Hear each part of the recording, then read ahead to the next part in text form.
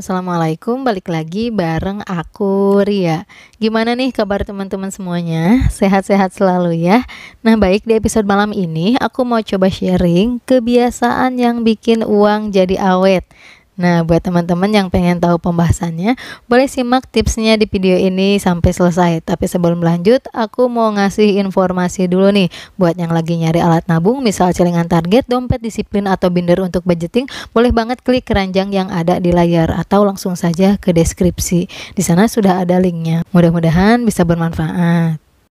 Baik, langsung aja yang pertama, kebiasaan yang bikin uang jadi awet yaitu tidak mudah berhutang atau meminjam uang.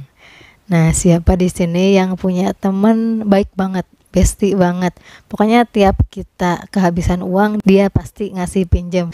Nah, sebenarnya enak sih punya teman kayak gitu, tapi kitanya jangan malah keenakan ya. Ada teman yang baik ngasih pinjam uang ke kita, nah, kitanya jangan malah jadi boros, jangan malah jadi nggak disiplin, jangan malah jadi ngegampangin, gampang nggak apa-apa, habis uang ada teman yang bisa diandelin. Nah, jangan seperti itu ya. Usahakan kita disiplin dengan pengeluaran, uangnya dipakai untuk yang penting aja dulu, diawet-awet, biar apa? Biar cukup sampai ke gajian. Meskipun nih ada yang ngasih pinjam kata aku tadi, tapi kan tetap namanya minjem itu harus dibayar. Nah, kalau misalkan awal bulan teman-teman udah habis untuk bayar-bayar, pasti kan nanti di tengah bulan udah kehabisan lagi uangnya, karena ya uang gajiannya nggak utuh. Minjem lagi terus aja seperti itu. Boro-boro bisa nabung, uang gajian aja kadang-kadang nggak nyampe ke gajian lagi. Makanya ayo mulai dari sekarang jangan mudah berhutang atau meminjam uang, biar nanti teman-teman tidak terlalu banyak pengeluaran di awal bulan ya. Kemudian yang kedua, kebiasaan yang bikin uang jadi awet yaitu mampu membedakan antara kebutuhan dengan keinginan.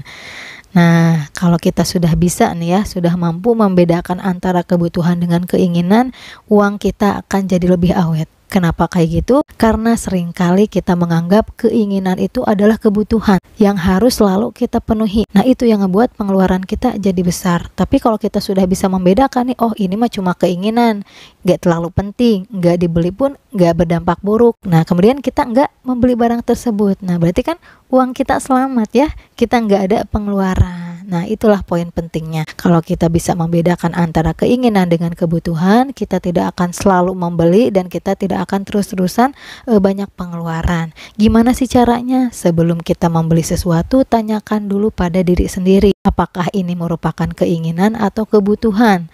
Nah, kalau misalkan dipikir-pikir, aku nggak beli barang ini juga nggak apa-apa, nggak berdampak buruk. Nah, berarti itu bukan kebutuhannya, itu sekedar keinginan. Bisa jadi keinginan sesaat. Nah, nggak usah membeli barang tersebut. Selamatkan uang kita. Kalau misalkan dipikir-pikir nih, ada situasi di mana kayaknya aku harus membeli barang ini. Kalau enggak, misalkan amit-amit akan berdampak buruk, bikin celaka atau gimana. Nah, berarti itu merupakan suatu kebutuhan yang harus kita penuhi. Silahkan keluarkan uang untuk membeli barang tersebut. Kayak gitu ya. Intinya kalau keinginan itu tidak berdampak buruk aja buat kita. Kemudian yang ketiga, kebiasaan yang bikin uang jadi awet yaitu membuat jadwal belanja. Nah, biasanya dengan membuat jadwal belanja, jadi belanja kita itu lebih teratur, tidak akan berlebihan, tidak akan keseringan selama 1 bulan itu. Nah, makanya silahkan teman-teman buat jadwal belanja bulanan, misalkan tiap gajian ya, tiap awal bulan. Kemudian Bunda misalkan belanja bahan masakan seminggu sekali. Nah, itu pasti akan lebih hemat. Dan kalau belanja bulanan, pastikan stoknya cukup untuk selama 1 bulan. Biar kata aku tadi ya, nggak mesti pergi untuk belanja lagi, karena kalau keseringan belanja nanti malah bisa memicu membeli barang yang sebenarnya tidak dibutuhkan kayak gitu ya. Kemudian yang keempat, kebiasaan yang bikin uang jadi awet yaitu belanja di tempat yang lebih murah. Misalnya belanja sayur dan buah lebih murah di pasar tradisional. Nah, belanja di pasar tradisional aja. Kalau misalkan belanja perlengkapan mandi, sabun, tisu lebih murah di supermarket karena banyak promo dan diskon, silahkan belanjanya di supermarket. Nah, terus misalkan beli helm, beli jaket, beli payung, jas hujan lebih murah di marketplace ya, aplikasi belanja online, silahkan belinya online aja. Jadi menyesuaikan di mana barang itu lebih murah, silahkan belanja di sana. Tapi misalkan kalau nanggung nih belanjanya cuma sedikit, ya silahkan di satu tempat aja, diatur-atur aja kayak gitu ya. Kemudian yang kelima, kebiasaan yang bikin uang jadi awet yaitu mengisi waktu luang dengan kegiatan yang bermanfaat. Nah, teman-teman bisa ya mengisi waktu luang dengan mengasah kemampuan atau mungkin mencari hobi baru. Ya, syukur-syukur bisa menghasilkan ya.